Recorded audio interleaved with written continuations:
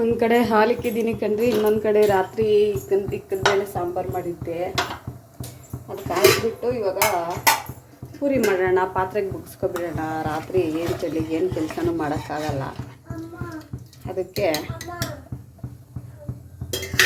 ಪಾತ್ರೆಗೆ ಮುಗಿಸ್ಕೊಬಿಟ್ಟು ರಾಗಿ ಮಾಡ್ಕೊಬೇಕು. ರಾಗಿ ಹಿಟ್ಟು ಜಲ್ಲಡಿ ಹಿಡಿಬೇಕು. ದೋಸೆ ಎಲ್ಲ ಪೂರಿ ಮಾಡ್ತೀನಿ ಹೇಳಿ. ಹಾಂ, ರಾಗಿ ಎಲ್ಲ ಜಲ್ಲಡಿ ಇಕ್ಕೋಬೇಕು, ಅದು ತೊಳಿಬೇಕು. ಅಡುಗೆ ಮನೆಯಲ್ಲ ಹೆಂಗಂದರೆ ಹಂಗೆ ಐತೆ. ಸಂಡೆ ಕೆಲಸ ಕಂಡ್ರೆ ಇದೆಲ್ಲ ಈವ್ನಿಂಗ್ ವ್ಲಾಗ್ ಮಾಡೋಣ ಅಂದರೆ ಏನೋ ಯಾವುದೂ ಆಗ್ತಾಯಿಲ್ಲ. ನ್ಯಾಯಕ್ಕೆ ಇನ್ನು ಎಷ್ಟಾಗಿದೆ ಟೈಮು, ಎಲ್ಲಿಂದಲ್ಲಿದೆ. ನೆನ್ನೆ ಪೂಜೆ ಮಾಡಿರೋದು. ನಮ್ಮ ಮೇಡಮ್ ಅವರು ಎದ್ದು ನನ್ನ ಹತ್ರ ಏಟಿಗಳು ತಿಂದರು. ರಾಗಿ ಹಿಟ್ಟೆಲ್ಲ ಚೆನ್ನಾಗಿದ್ದಾಳೆ. ನೆನ್ನೆ ಆಡ್ಸ್ಕೊ ಬಂದಿದ್ದರೆ ಎಲ್ಲ ಚೆನ್ನಾಗಿದ್ದಾಳೆ. ಟೈಮ್ ಬಂದು ಎಷ್ಟಾಗಿದೆ ಅಂದರೆ 8:30 ಆಗಿದೆ ಕಣ್ರಿ. ಇವಾಗಿಂದ ವ್ಲಾಗ್ ಅನ್ನೋದು ಸ್ಟಾರ್ಟ್ ಮಾಡ್ತಾಯಿದ್ದೀನಿ. ಇದು ರಾಗಿ ಹಿಟ್ಟು ನೆನ್ನೆ ಹಾಕ್ಸ್ಕೊ ಬಂದಿದ್ದು. ಜಲ್ಲಡಿ ಹಿಡ್ಕೋಬೇಕು, ರಾಗಿ ಮಾಡ್ಕೋಬೇಕು. ಬೊಲೆ ಗಲೀಜಿಟ್ಟು ಕಣ್ರಿ. ಆ ರಾಗಿ ಅಂತೂ ಯಾಕೆ ಹೇಳ್ತೀರಾ. ನಾನು ಬೆಳಗ್ಗೆ ಎದ್ದು ರೆಡಿ ಆಗಿಬಿಟ್ಟೆ. ಎಣ್ಣೆ ಚೆನ್ನಾಗಿ ಇಟ್ಕೊಂಡಿದ್ದೀನಿ ಕಣ್ರಿ. 2 ದಿವಸ ಆಗೈತು. 2 ದಿವಸ ಮೊನ್ನೆ ಸ್ನಾನ ಮಾಡಿದ್ದು. 2 ಎಣ್ಣೆನೂ ಇಲ್ಲ ತಲೆಗೆ. ಎಣ್ಣೆ ಬೆಳಗ್ಗೆ ಎದ್ದ ತಕ್ಷಣ ಮುಖ ತೊಳ್ಕೊಬಿಟ್ಟು ಫಸ್ಟ್ ತಲೆಗೆ ಎಣ್ಣೆ ಇಟ್ಕೊಬಿಟ್ಟೆ. ಕೂದಲೆಲ್ಲ ಚಿಕ್ಕಿದ್ದು ಅಲ್ಲ ಉದ್ರೋಗಿದೆ ಕಣ್ರಿ.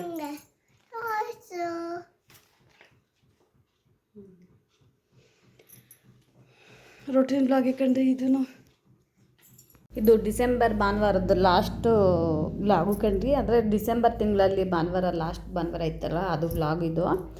ಇನ್ನು ನಾನು ಅವತ್ತು ಮನೇಲಿ ಮಾಮೂಲಿ ಬೆಳಗ್ಗೆಯಿಂದ ಸಂಜೆ ತನಕ ರೊಟೀನ್ ಮಾಡ್ಕೊಳ್ಳೋಣ ಅಂದ್ಕೊಂಡೆ. ಆದರೆ ಮನೆಗೆ ನಮ್ಮ ಅಕ್ಕ ಅವರು ನಮ್ಮ ಅತ್ತೆಯವರು ಬಂದಿದ್ದರು. ಇನ್ನು ಏನು ರೊಟೀನ್ ಏನು ನಾನು ಆ್ಯಡ್ ಮಾಡೋಕ್ಕೆ ಹೋಗಿಲ್ಲ. ಇನ್ನು ಅವ್ರು ಬರೋಕ್ಕೆ ಮುಂಚೆನೇ ನಾನು ಇದಕ್ಕೆ ಬೇಳೆ ಸಾಂಬಾರು ಶನಿವಾರ ನೈಟ್ ಮಾಡಿದ್ದೆ. ಅದೇ ಇತ್ತು. ಅದಕ್ಕೆ ಬೆಳಗ್ಗೆ ಎದ್ದು ಪೂರಿ ಮಾಡ್ಕೊಬಿಡೋಣ ಅಂತ ನಾನು ರೆಡಿ ಮಾಡ್ಕೊತಾ ಇದ್ದೀನಿ. ರಾಗಿ ಎಲ್ಲ ಕ್ಲೀನ್ ಮಾಡಿಸಿದ್ವಿ. ಅವರೆಲ್ಲ ಮಿಷಿನ್ಗೆ ಹಾಕ್ಸ್ಕೊ ಬಂದಿದ್ರು ನಮ್ಮ ಯಜಮಾನ್ರು. ರಾಗಿ ಅಂತೂ ಫುಲ್ಲು ಗಲೀಜು ಕಣ್ರಿ. ರೇಷನ್ ರಾಗಿ 28 ರೂಪಾಯಿ 29 ರೂಪಾಯಿ kg ಇತ್ತು. ಭಾರಿ ಕಲ್ಲು ಮಣ್ಣು ನಿಜ ಕಣ್ರಿ. ಅದೆಲ್ಲ ಕ್ಲೀನ್ ಮಾಡೋಷ್ಟು ಮಿಷಿನ್ಗೆ ಹಾಕ್ಸಿದ್ರೆ ಅದಷ್ಟು ಗಲೀಜು ಹೋಗಲ್ಲ.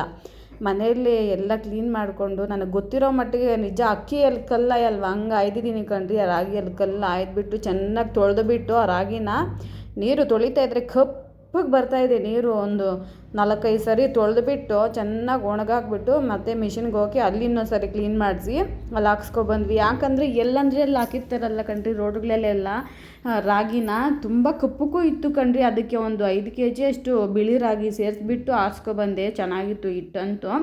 ಇನ್ನು ಪೂರಿ ಮಾಡ್ತಾಯಿದ್ದೀನಿ ಕಣ್ರಿ.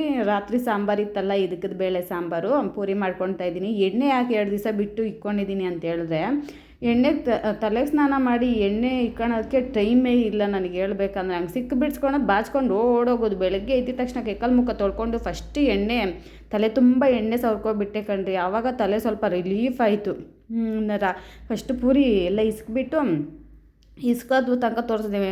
ಜಾಸ್ತಿ ಇಸ್ಕಿದ್ದೆಲ್ಲ ಏನು ವೀಡಿಯೋ ಮಾಡ್ಕೊಳಕ್ಕೆ ಹೋಗಿಲ್ಲ. ಮಾಡ್ಕೊಂಡಿದ್ದೆ ಅಂದರೆ ಮಾಡ್ಕೊಂಡೇ ಇಲ್ಲ, ವೀಡಿಯೋ ಇಲ್ಲ.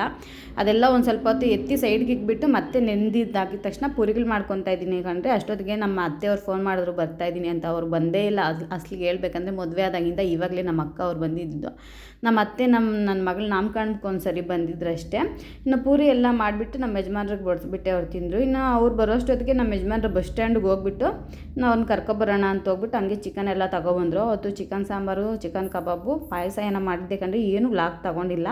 ಯಾಕಂದರೆ ಹಂಗೆ ಯಾರಾದರೂ ಬಂದವಾಗ ತೊಗೊಂಡ್ರು ಅದೇನು ಚೆನ್ನಾಗಿರಲ್ಲ ಕಣ್ರಿ. ಆ ಥರ ಮಾಡಲೂಬಾರ್ದು ಯಾರಾದರೂ. ಇನ್ನು ನಾನು ನ್ಯೂ ವ್ಲಾಗರ್ ಅಲ್ವಾ, ಹಳಬರಾದರೆ ಎಲ್ಲ ತಗೋಬೋದು, ಎಲ್ಲ ಮಾಡ್ಬೋದು. ಆದರೆ ಹೊಸಬ್ರು ಆ ಥರ ಮಾಡಿದ್ರೆ ಅವ್ರಿಗೂ ಒಂಥರ ಬೇಜಾರು, ತಿನ್ನೋದಕ್ಕೆ ಅದೆಲ್ಲ. ಅದಕ್ಕೆ ನಾನು ಏನೂ ಮಾಡಿಲ್ಲ, ವ್ಲಾಗ್ ಅನ್ನೋದೇ ಮಾಡಿಲ್ಲ. ಅಷ್ಟಕ್ಕೆ ಸ್ಟಾಪ್ ಮಾಡಿಬಿಟ್ಟು ಹಿಟ್ಟು ಇದು ಮಾಡೋ ತನಕ ಅಷ್ಟಕ್ಕೆ ಸ್ಟಾಪ್ ಮಾಡಿಬಿಟ್ಟು ಹೋಗಿ ಅಡುಗೆ ಕೆಲಸಗಳು ನೋಡಿದೆ. ಇನ್ನು ಬಂದಿದ ತಕ್ಷಣ ಪೂರಿ ಅದೆಲ್ಲ ಇತ್ತಲ್ಲ ಅದೆಲ್ಲ ಬಡಿಸ್ಕೊಟ್ಬಿಟ್ಟು ಇನ್ನು ನಾನು ಅವತ್ತು ಭಾನುವಾರ ಇಲ್ಲ ಇದೆ ಅವ್ರು ಬಂದಿದ್ರಲ್ಲ ಅದೊಂದು ಖುಷಿ. ಎಷ್ಟೋ ವರ್ಷಗಳಿಗೆ ನಮ್ಮ ಅಕ್ಕ ಮದುವೆ ಆದಂಗೆ ಫಸ್ಟ್ ಟೈಮ್ ಬಂದಿರೋ ಅಂದರೆ ಮದುವೆಯಾಗಿ 7 ವರ್ಷ ಇವಾಗ 7 ವರ್ಷ ಇವಾಗ ಬಂದಿದ್ದಾರೆ ನಮ್ಮ ಅತ್ತೆ.